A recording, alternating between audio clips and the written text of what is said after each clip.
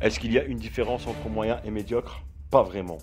Ce n'est pas parce que la majorité, y compris toi peut-être, croit et cède à une vie moyenne, normale et ennuyante, cela veut dire qu'il faut accepter de vivre comme ça. Et si nous mesurons le succès dans n'importe quel domaine de notre vie sur une échelle de 1 à 10, nous voulons tous un 10, n'est-ce pas?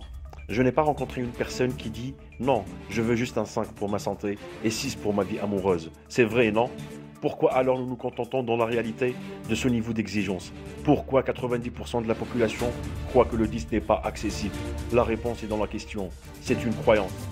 Je te connais pas, mais je vais te raconter une histoire qui t'est arrivée. Ta mère te dit « Va chercher le sel s'il te plaît ». Et en passant dans la cuisine, tu te dis « Mais je ne sais pas où il est ». Après avoir cherché pendant un moment, tu t'écris « Je ne le trouve pas, maman ». Ta mère entre alors, prend le sel qui se trouve sur l'étagère sous tes yeux et dit « Regarde, il est devant ton nez. Tu ne trouverais pas d'eau à la mer ».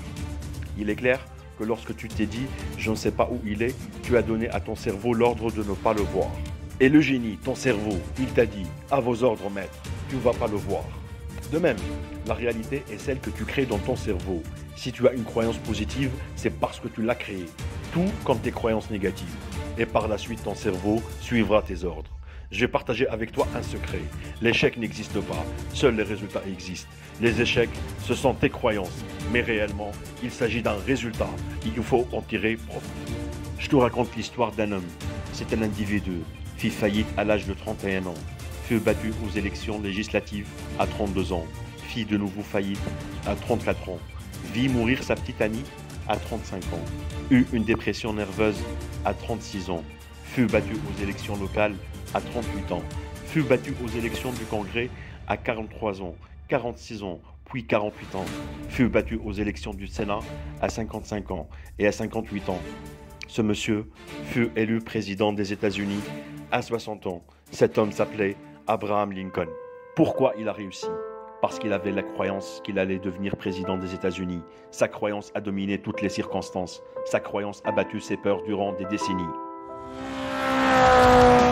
Combien de temps tu vas laisser tes mauvaises croyances te retenir? Combien de temps tu vas laisser ces blocages dominer ton cerveau?